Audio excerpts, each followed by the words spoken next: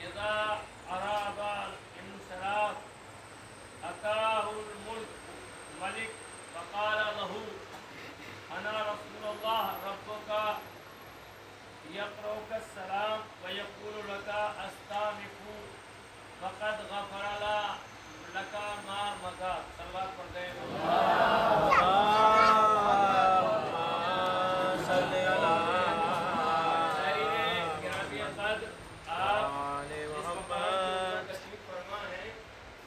یہ مقام ہے وادی السلام، یعنی عالم اسلام کا سب سے بڑا قبرستان ہے جسے وادی السلام کہا جاتا ہے. یہ صرف رقبے ہی کے اعتبار سے بہت بڑا نہیں ہے، بلکہ اس قبرستان میں جو انبیاء، صالحین، علماء، صادقین اور شہیدان راہ وفا کی قبریں اس قبرستان کے اندر دفن ہیں. یہ اپنے اس حوالے سے بھی بہت بڑا صاحب عظمت اور بہت ہی اہمیت کا حامل قبرستان ہے. ابھی آپ نے خود ملاحظہ فرمایا 2 نبیوں کی زیارت قبریں یہاں ہیں. مزار مقدس جناب ہود اور جناب صالح نبی، یہ اللہ کے 2 برگزیدہ رسول اور نبی تھے جن کا مزار مقدس ہے. اس سے پہلے آپ نے جناب امیر کائنات کے روضہ اقدس میں جناب آدم اور جناب نوح کی زیارت کی. یہ پورا علاقہ اسی وادی السلام ہی کا حصہ ہے.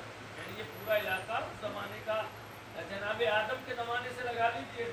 بھائی کائنات کے پہلے بشر ہیں جناب آدم. جب خود ان کی قبر یہاں ہے تو یہ قبرستان کتنا عظیم ہے، اس سے آپ اندازہ لگا سکتے ہیں. یعنی آدمیت کا آغاز، انسانیت کا آغاز جناب ابوالبشر حضرت آدم سے ہے. تو لہذا جناب آدم کی قبر یہاں ہے. اس سے بڑا قدیم قبرستان کوئی اور نہیں ہو سکتا. بعض روایات کے مطابق نشان قبر تو نہیں ہے، مولائے کائنات کے جناب آدم یا جناب نوح کی قبروں کا معلوم ہے کہ یہ نبی یہاں ہیں اور فلاں مقام پہ ہیں. نشان قبر تو نہیں ہے، مگر روایات اور علماء بیان کرتے ہیں کہ تقریباً 70,000 نبیوں کی قبریں اس قبرستان کے اندر ہیں. کیوں؟ اس لیے کہ زیادہ تر انبیاء کا نزول اور مبعوث انہی ایریوں میں ہوئے. آپ نے گئے وادی کی آپ نے زیارت کی تھی جو جناب ابراہیم کا مقام ہے، مقام ولادت جناب ابراہیم، وہ یہاں سے بہت دور نہیں ہے، مشکل سے 30-40 کلومیٹر کے فاصلے پر ہے. اچھا یہ ہے عظمتیں اور نسبتیں انسان کو محترم بناتی چلی جاتی ہیں اور جگہ کو بھی محترم بنا دیتی ہیں. اگر یہاں باعظمت انبیاء اور ائمہ کی قبریں یہاں نہ ہوتی تو ان چٹیا صحراؤں میں کون رہا ہوتا. ان شخصیتوں کے یہاں ہونے کی وجہ سے ان نسبتوں کا احترام جو ہمارے دل میں ہے، ہم ہزاروں کلومیٹر کا فاصلہ طے کر کے یہاں آ رہے ہیں. تو ظاہر ہے اس مقام کی نسبت اور عظمت پہلے ہی دن سے ہے، کیونکہ کائنات کا پہلا نبی، پہلا رسول، پہلا خلیفہ جب اس دنیا سے گیا تو اس کی قبر کہاں بنی؟ اسی وادی السلام میں ہے نا، جناب آدم. اور اس کے بعد جناب نوح جنہیں آدم ثانی کہا جاتا ہے، جنہیں آدم ثانی کہا جاتا ہے، وہ بھی اسی قبرستان میں. ابھی آپ نے منظر یہاں ملاحظہ کیا ہوگا، خاص طور سے آپ جب مولا علی علیہ السلام کے حرم میں بھی لوگ ذات کے لیے گئے ہیں، خاص کر مرد والے پورشن میں یا بھی راستے میں کتنے میتیں ہیں جو یہاں دفن کے لیے آ رہی ہیں. کیوں؟ وہ اسی نسبت کی وجہ سے یہاں لا کے دفن کرتے ہیں کہ جوار معصومین اور جوار انبیاء و صالحین نصیب ہو جائے. ہم بھی اسی جوار کو حاصل کرنے کے لیے آئے ہیں. تو لہذا یہ جو مقام کے اوپر آپ بیٹھے ہوئے ہیں وادی السلام بہت ہی اہم قبرستان ہے. میں نے آج کی ایک حدیث آپ حضرات کے سامنے پڑھی ہے امام حسین علیہ السلام کی زیارت کی فضیلت کے اعتبار سے. صلوات پڑھتے ہیں. دیکھیے اس میں کوئی شک نہیں ہے کہ انسان کو باصحت یہ چاہتا ہے کہ میں بڑے اطمینان اور سکون کے ساتھ امام حسین علیہ السلام کی زیارت کرو بڑے اطمینان و سکون کے ساتھ اور بڑے آرام دہ کے ساتھ، اور کرنا چاہیے، اس میں بھی ثواب ہے، مگر ایک چیز تاکہ شوق زیارت انسان کا کم نہ ہونے پائے، توجہ رکھیے گا، شوق زیارت اور لگنے عبادت اور لگنے زیارت معصومین کے روزے پہ آنے کی جو اس کی للک ہے، جو کشش ہے، وہ کم نہیں ہونا پائے۔ اس چیز کو مد نظر رکھتے ہوئے معصومین علیہ السلام نے زیارتوں کی مختلف کیفیت بیان کی ہے، اور ان مختلف کیفیتوں میں جب انسان زیارت کرنے کی، مثلا ایک انسان کے پاس وسائل ہیں تو وہ ان وسائل کے ذریعے سے قبر حسین کی زیارت کر لیا جاتا ہے۔ یہ ہر دور میں رہا ہے، ایسا نہیں ہے کہ آج ہی کے دور میں، اس دور کا ہوائی جہاز اونٹ ہوا کرتا تھا، جسے آج بھی ہمارے یہاں ریگستان کا ہوائی جہاز کہا جاتا ہے۔ اونٹ کو کیا کہا جاتا ہے؟ ریگستان کا ہوائی جہاز کہا جاتا ہے۔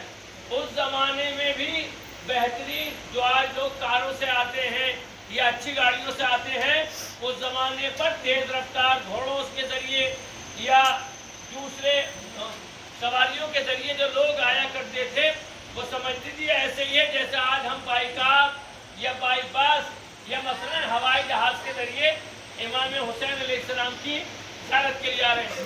مگر اس زمانے میں بھی بعض لوگ زیارت کا شوق رکھتے تھے اور واقعی محب اہل بیت اور عاشق اہل بیت تھے، مگر ان کے پاس نہ گھوڑا تھا، نہ خچر تھا، نہ گدھا تھا، اور نہ ہی اونٹ تھا، مگر وہ اپنے امام کی زیارت کے لیے مکہ و مدینہ یا مختلف علاقوں سے پیادہ یہاں تک آتے تھے۔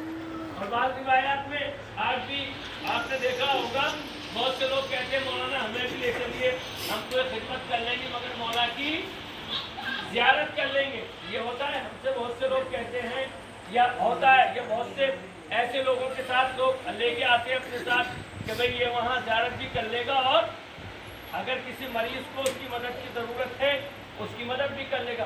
پہلے بھی ایسے لوگ کیا کرتے تھے، مثلا ایک انسان کے پاس سواری نہیں ہے، مدینے میں ہے، مکے میں ہے، یمن میں ہے، بحرین میں ہے، مگر مولا کی زیارت کرنا چاہتا ہے، اکیلے پیدل کی ہمت نہیں ہے، تو معلوم ہوا جو انسان اونٹ یا گھوڑے پر قافلے کے ساتھ سوار ہو کے آ رہا ہے، اس سے جا کے کہتا تھا بھائی ہم کو لے چلو، مثلا ہم آپ کی اونٹ کو چارہ ڈال دیں گے، آپ کی خدمت کریں گے، آپ ہمیں سفر زیارت کے لیے لے کے چلیے۔ تو کیا ہوتا تھا، وہ جو اونٹ چلا کے لے کے آتے تھے، ساروان جنہیں کہا جاتا ہے، وہ کوئی اونٹ پہ بیٹھ کے نہیں چلتے ہیں، یہ وہ رسی پکڑ کے باقاعدہ ایک شعبہ ٹرانسپورٹ کا تھا، ساروانی کا، یہ ٹرانسپورٹ کا شعبہ تھا، لوگ آیا کرتے تھے۔ معصوم فرماتے ہیں یا حسین، یعنی ایک صحابی ہے چھٹے امام کا جس کا نام حسین ہے، یا حسین من خرجا من منزلہی، اے حسین جو اپنی منزل سے نکلے، یریدو اور اس کا ارادہ ہو، زیارت الحسین بن علی بن ابی طالب، کہ وہ کس ارادے سے اپنے گھر سے نکلے، زیارت، دیکھیں ارادہ مین ہوتا ہے، انسان کی نیت بہت اہم ہونی چاہیے، اسی لیے معصوم کی حدیث ہے انما الاعمال بالنیات، انسان کے اعمال کا سارا دار و مدار کس چیز میں ہے، نیت کے اوپر ہے۔ ہوتا کیا ہے، انسان صدقہ دے رہا ہے، کسی کی مدد کر رہا ہے، دو نظریے ہو سکتے ہیں، ایک یہ کہ میں اللہ کے لیے کر رہا ہوں، ایک یہ ہے کہ نہیں جب میں صدقہ دوں گا کسی کی مدد کروں گا تو لوگ یہ کہیں گے کہ اس نے فلانے آدمی کی مدد کی ہے، یہ جس کو مدد کر رہا ہوں وہ کہے گا کہ اس کے اوپر ایک احسان جتانا۔ تو یاد رکھیے گا جو لوگوں کے دکھاوے کے لیے ہوتا ہے وہ اللہ کی نگاہ میں قابل قبول نہیں ہے۔ وہ کون سا عمل قبول ہوتا ہے؟ جو اللہ کے لیے ہو۔ اسی لیے کہتے ہیں انما الاعمال بالنیات، انسان عمل نیک ہی کر رہا ہے، مثلا نماز پڑھ رہا ہے، اگر اس لیے نماز پڑھ رہا ہے کہ اللہ کو خوش کرنا ہے، اللہ کی رضا کے لیے ہے، تو یہ نماز قابل قبول ہے۔ اور اگر انسان صرف اس لیے نماز پڑھ رہا ہے کہ لوگ مسجد کے بستی کے علاقے کے یہ کہیں گے یہ نمازی ہے، تو کیا ہے یہ نماز؟ نماز نہیں ہے۔ تو امام نے کیا پڑھا؟ من خرج من منزلہ یرید زیارت الحسین، جو اپنے گھر سے نکلے اور ارادہ کیا ہو؟ زیارت امام حسین علیہ السلام کا۔ ان کا نام یہ ہے دو کیفیت ہے، انسان یا تو گھر سے زیارت کے لیے نکلے گا، پیدل ہوگا پیادہ، یا کسی سواری کے ذریعے سے۔ تو امام فرماتے ہیں ان کان ماشیا کتب اللہ لہ بکل خطوۃ حسنہ، اگر وہ پیدل زیارت امام حسین کے لیے نکل رہا ہے تو اس کے ہر قدم کے اوپر پروردگار ایک نیکی لکھتا ہے۔ یعنی آپ زیارت امام حسین کے لیے جتنے قدم رکھ رہے ہیں، ہر قدم کے اوپر ایک نیکی لکھی جا رہی ہے۔ اور اس کے بعد کیا فرمایا؟ وَحَتَّى بِهَا عَنْهُ السَّيِّئَةُ، نہ صرف کہ ہر قدم پہ ایک نیکی لکھی جا رہی ہے، بلکہ ہر قدم پر ایک گناہ کو بھی اس کے نامہ اعمال سے مٹایا جا رہا ہے۔ یہ معصوم کی حدیث ہے، چھٹے امام کی، کہ اگر زیارت امام حسین علیہ السلام کے لیے انسان نکل رہا ہے تو ہر قدم پر ایک نیکی لکھی جا رہی ہے، مٹایا جا رہا ہے۔ اگر انسان نے 1000 گناہ کیے ہیں مثلا، تو اگر امام حسین علیہ السلام کی راہ میں وہ مثلا 100 قدم رکھتا ہے یا 200 قدم رکھتا ہے تو کیا فائدہ ہے؟ 200 تو نیکیاں لکھی جائیں گی اور 100 یا 200 اس کے گناہ مٹا دیے جائیں گے۔ کتنا فائدہ ہے! بہرحال زحمت ہوتی ہے، قدم رکھنے میں پریشانی ہوتی ہے۔ اور اس کے بعد امام فرماتے ہیں صرف پیدل نہیں، وَإِنْ كَانَ رَاكِبًا، اور اگر وہ کسی سواری کے اوپر سوار ہو کر آ رہا ہے، کسی سواری کے اوپر ہے، كَتَبَ اللَّهُ لَهُ بِكُلِّ عَاقِرٍ حَسَنَةً، تو ہر سواری پر، یعنی جو سواری پر وہ سوار ہو رہا ہے، ظاہر ایک زحمت ہے نا، ایک سواری کے بعد دوسری سواری پہ، تو ہر سواری کے اوپر ایک نیکی ہے۔ وَحَتَّى عَنْهُ بِهِ سَيِّئَةٌ، ہر سواری بدلنے پر ایک گناہ اس کا مٹا دیا جائے گا۔ حَتَّى إِذَا أَرَادَ الْإِنْصِرَافَ، یہاں تک کہ وہ اپنے گھر کو پلٹ جائے، جب تک وہ نہ پلٹے اور جتنے قدم زیارت امام حسین علیہ السلام کے لیے رکھ رہا ہے تو ہر قدم پہ کیا ہے؟ ایک نیکی ہے اور ایک گناہ۔ یعنی کیا مطلب؟ اگر ہمیں زیارت امام حسین علیہ السلام کی روزے تک پہنچنے میں، معصومین کے قبرگاہ تک، مزار تک، گلی تک پہنچنے میں زحمت ہو رہی ہے تو یاد رکھنا یہ زحمت نہیں ہے، اللہ کے یہاں ہر قدم پر ایک نیکی لکھی ہے۔ سبحان اللہ، واہ واہ، سبحان اللہ مولانا، واہ واہ۔ یہ معمولی بات نہیں ہے، اور صرف نیکی نہیں ہے بلکہ ایک گناہ آپ کے نامہ اعمال سے مٹایا جا رہا ہے۔ سبحان اللہ، سبحان اللہ۔ لہذا ہمارے علماء اور صالحین، یہ جو آج مشی چلنے کا ایک رواج ہے کہ امام حسین علیہ السلام کی مشی کی جائے 40 کے موقع پر، یہ صرف اسی لیے علماء نے جو یہ رسم نکالی ہے تاکہ انسان اسی دنیا میں اپنے گناہوں کو مٹا سکے اور اپنے حصے میں نیکیاں لکھ سکے۔ کوئی معمولی عمل نہیں ہے، اور اللہ محترم یہ سب کچھ عطا کیوں کیا گیا ہے؟ یاد رکھنا ہمارے پاس نہ ہماری عبادتیں، نہ ہماری ریاضتیں، نہ ہمارے اعمال، نہ ہمارے صدقہ و خیرات اتنے خالص نہیں ہیں کہ ہم ان کے بل بوتے کے اوپر اللہ سے نجات کا مطالبہ کر سکیں۔ یہ میں بڑے کانفیڈنس کے ساتھ یہ بات کہہ رہا ہوں، ہماری نمازیں، ہمارے روزے، ہماری زکوٰۃ، ہمارے خون، ہمارے خیرات، یا ہماری حتیٰ کہ اپنے یہاں وطن میں کی جانے والی شب بیداری، ان اعمال کے عظیم ہونے میں کوئی شک نہیں ہے۔ نماز بہت عظیم ہے، روزہ بہت عظیم ہے، حج بہت عظیم ہے، شب بیداری، مجلسیں، جلوس ازا بہت عظیم ہے، ہماری بخشش کا بہت بڑا ذریعہ ہے، مگر حالات کے پیش نظر ہماری نہ تو وہ نیت رہ پاتی ہے جو ایک نمازی کی نیت ہونا چاہیے، نہ ہماری وہ اخلاص رہ پاتا ہے جو ایک روزے دار کے لیے مخلص ہونا چاہیے، نہ ہمارا وہ جذبہ حسینی رہ پاتا ہے جو ایک عزادار اور ایک ماتم دار کے اندر ہونا چاہیے۔ مگر عزیزان محترم یاد رکھیے گا، ये जो ज़ियारत का सफर है, वाह वाह इंसान, आपने देखा होगा, इसमें कोई शक नहीं है, घर वालों के फोन भी आ रहे हैं, आप भी बातें कर रहे हैं, मगर एक वक्त वो आता है कि इंसान जब हरम हाय मुकद्दस में दाखिल होता है तो एक मर्तबा इंसान के जहन से सारी दुनिया निकल जाती है,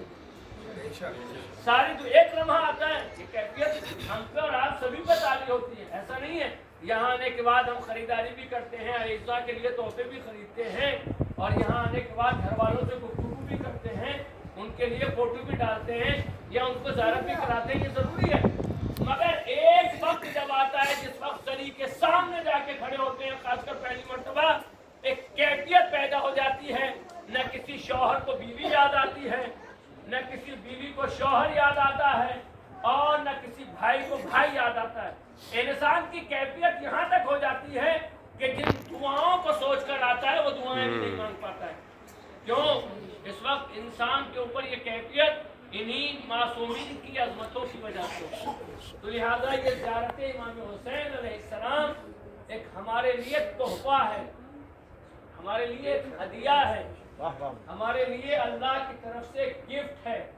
वो गिफ्ट क्या है, वो हदिया क्या है? याद रखना कि इंसान को बहरहाल इस दुनिया से जाना है, बेशक बेशक। और मरने के बाद कोई रिश्ता, कोई नाता इंसान के काम नहीं आता है, वही रिश्ते नेकी और रिश्ते हसना करता है। अगर इंसान ने यहाँ नेकियां की हैं या अपने बाप के लिए ऐसी औलाद, ऐसे आइज़ा अक़रबा, ऐसे दोस्त अहबाब छोड़ के गया है जो उसके लिए मरने के बाद भी नेकियों का ख्याल करे, तो वही आपको क्या है, हश्र के मैदान से निजात दिला सकते हैं, वही आपको पुलिस सिराज से गुजार सकते हैं। अभी तो ये कब्रिस्तान ही नहीं है, बल्कि लिए हमारे लिए मकाम इबरत भी है, मकाम इबरत भी। आज कौन लोग जिंदा हैं, कौन लोग जिंदा हैं?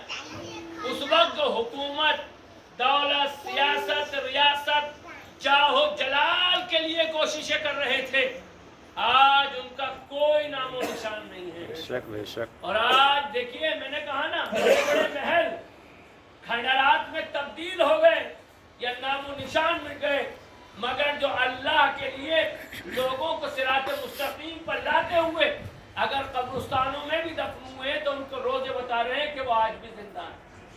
क्यों? इसलिए कि उनकी जिंदगी का एक ही मकसद था कि हमारा परवरदिगार हमसे राजी हो जाए। याद रखिएगा, इंसान जितना अपने अल्लाह को राजी करता चला जाएगा, उतना ही इंसान को अल्लाह मरजाए खलायक बनाता चला जाएगा। क्या? मरजाए खलायक बनाता चला। बिल्कुल हर शोबे में चले जाइए, इसी नजफ़ अशरफ के अंदर कोई एक दो नहीं, लाखों की तादाद में लोग इल्म दीन हासिल करने के लिए तशरीफ लाए होंगे, मगर जो रौब, जो दबदबा, जो अजमत, जो वक़ार आयतुल्लाह सीस्तानी साहब का है, वो उन लोगों का तो नहीं है, उन लोगों का तो नहीं है। आज हमारे दिल में तमन्ना नहीं जाग रही है काश हम सीस्तानी साहब का दीदार कर ले। क्यों? इसलिए कि आज ये हमारे लिए एक नमूना अमल है, हमारे लिए एक लाए अमल है कि अल्लाह की राह में और अल्लाह के लिए कैसे जिंदगी गुजारी जाए। अज़ीज़ान मोहतरम, इसीलिए पैगंबर इस्लाम ने इरशाद फरमाया था, अल उलमाओ वरसतुल अंबिया। उलमा क्या है? इन्हीं अंबिया के वारिस होते हैं, यानी जो काम अपने ज़माने में जनाब हूद, जनाब सालेह, जनाब आदम, जनाब नूह अंजाम दे रहे थे, आज उन्हीं की तालीमात और उन्हीं की छोड़ी हुई शरीयत को आयतुल्लाह सिस्तानी, आयतुल्लाह खामेनी, ये दिगर मराजा इकराम उसी काम को आगे बढ़ा रहे हैं। वरना हालात के साथ ज़माना बदल गया है। अजीजों, आप कहाँ बैठे हैं? एक कब्रिस्तान में बैठे हुए। अजीजों, कोई मुख्तलिफ जगह से लोग यहाँ बैठे हुए हैं, नौगामा, सांखनी, भोपाल, अजमेर, फरीदाबाद, दिल्ली, जलाली, अलीगढ़, छोलक, मुख्तलिफ जगह के लोग यहाँ पे हैं, जिनको बतलों के नाम भी मुझे इस वक्त जहन में नहीं है। मुख्तलिफ जगह के लोग हैं ना। हमारे यहाँ भी क्या होता है, कब्रिस्तान होते हैं ना सभी के यहाँ, और आप भी अपने यहाँ जाते होंगे कब्रिस्तान के लिए, जाते नहीं जाते? हर इंसान जो साहिब हैसियत होता है وہ یہ چاہتا ہے کہ اپنے وطن میں اس کا اپنے قبرستان ہونا چاہیے، اس کا ایک قبرستان ہونا چاہیے اپنے وطن میں۔ کیوں؟ تاکہ اس کے تمام اعزاء و اقربا اسی زمین کے اوپر دفن ہو سکے، اپنی زمین کے اوپر دفن ہو سکے۔ اور جب اس کا جی چاہے تو وہ ایک ہی سفر کے دوران اپنے دادا باپ چچا جو بھی اس دنیا سے چلے گئے ہیں، بھائی بہن جو بھی ہیں، وہ ان کی قبر کے اوپر فاتحہ پڑھ سکے۔ اور ہوتا ہے ہمارے یہاں جس ایریے سے ہم لوگ تعلق رکھتے ہیں، ایک علاقے کے ہیں، کم سے کم روزانہ نہیں تو سال میں شبرات کے دن، عید کے دن، بعض بستیوں میں عید کے دن یا اور کسی موقع پر، عرفے کے موقع پر ہم لوگ قبرستان جاتے ہیں چراغاں کرنے کے لیے۔ تو کیا ہوتا ہے، یہ دادا کی قبر ہے، برابر میں باپ کی قبر ہے، چچا کا انتقال ہو گیا تو ان کی قبر ہے، پر دادا کی اگر نشان قبر معلوم ہے تو یہ ان کی قبر سے ہوتا ہے، نہیں ہوتا ہے۔ مگر آپ نے کبھی محفوظ کیا ہے نہیں، ہماری کیا حیثیت ہے، ہمارے چھوٹے چھوٹے قبیلے، چھوٹے چھوٹے خاندان، چھوٹے چھوٹے ہمارے گھرانے، مگر اس دنیا میں ہمارا بھی اپنے قبرستان ہے، جہاں ایک ہی قبرستان میں کھڑے ہو کر ہم سب کو ایک وقت میں فاتحہ پڑھ سکتے ہیں۔ مگر خاندان جناب زہرا جو کائنات کا سب سے بڑا خاندان ہے، ان کا اپنا کوئی ایک قبرستان نہیں۔ محسوس کیا؟ ابھی آپ عراق کی زارات کے اوپر ہے نا، اور اس کے بعد بھی کچھ لوگ تو یہیں سے انڈیا واپس چلے جائیں گے، کچھ لوگ ایران جائیں گے، اور ابھی بہت سی جگہیں ایسی رہ گئی ہیں جہاں ہم اس سفر میں نہیں جا پا رہے۔ مثلا اگر مدینے جائیں تو وہاں ایک الگ قبریں ہیں۔ آپ نے محسوس کیا؟ جو میں ایک کیفیت بیان کرنا چاہتا ہوں کہ ہم چھوٹے چھوٹے لوگ، چھوٹے چھوٹے خاندان، چھوٹے چھوٹے قبیلے، ہمارے بھی ایک قبرستان ہوتا ہے جہاں ایک ہی جگہ کے اوپر ہمارے سارے گزشتگان کی قبریں ہوتی ہیں۔ مگر کائنات کا عظیم ترین خاندان ہے خاندان رسالت، خاندان فاطمہ زہرا، جس کی عظمتوں میں کوئی کمی نہیں ہے، مگر ظلم اور ستم نے خاندان زہرا کو ایک مقام کے اوپر قبرستان نہیں رہنے دیا ہے۔ ابھی تو آپ محسوس کریں گے فاطمہ زہرا کا خاندان کا قبرستان کوئی ایک جگہ نہیں ہے۔ ابھی آپ نے عراق کی زیارتوں میں چند مقامات کی زیارت کی ہے، آپ کو کتنی زحمتیں ہوئی ہیں، تھک گئے، ہوتا ہے، انسانی فطرت ہے، تھک گئے نا۔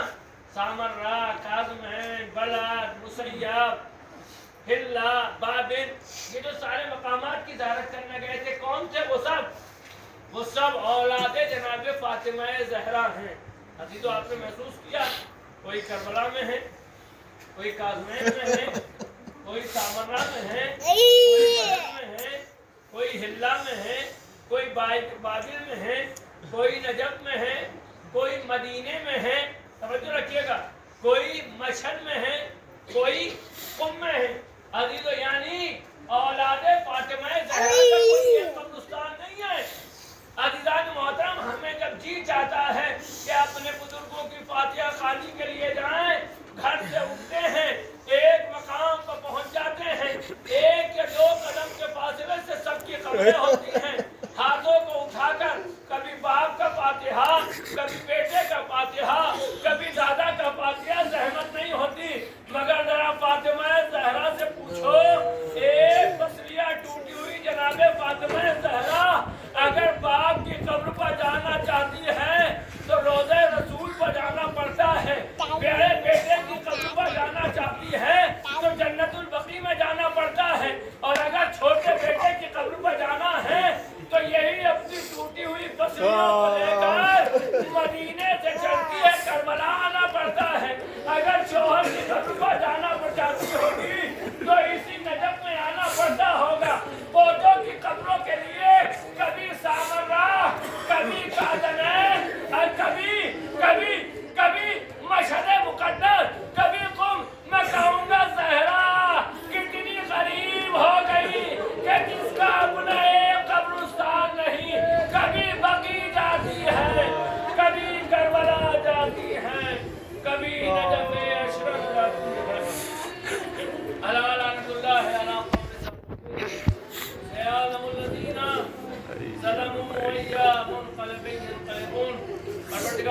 वस्ता चाहता मासूमी का, अपने नबी जनाब हूद और जनाब साले का वास्ता, जो मोमिनीन अपनी हाजतें लेकर आए हैं उनकी हाजतों को पूरा फरमा दे। जो मरीज हैं उन्हें सेहत कामला व अजला इनायत फरमा दे। जो मकरूज हैं उनका कर्ज खजाने गैब से अदा फरमा। मौला हमें जल्द से जल्द दोबारा इन मकामात की ज़ियारत की फिर से तौफीक अता फरमा। जो मोमिनीन इन मकामात की ज़ियारत के लिए तड़प रहे हैं या ख्याल रखते हैं, इरादा है और ज़राए और वसाइल नहीं हैं, परवरदिगार वो वसाइल और वो हालात पैदा कर दे कि वो भी इन मकामात की ज़ियारत कर सके। हमारे गुज़श्तगान की मग़फ़िरत फरमा और हमारे मौजूदा लोगों को सेहत कामिला व अजला इनायत फरमा दे। हमारे इमाम के ज़हूर में ताजील फरमा, हमें उनके नासरों में शुमार फरमा। आप हज़रात से गुजारिश है एक मरतबा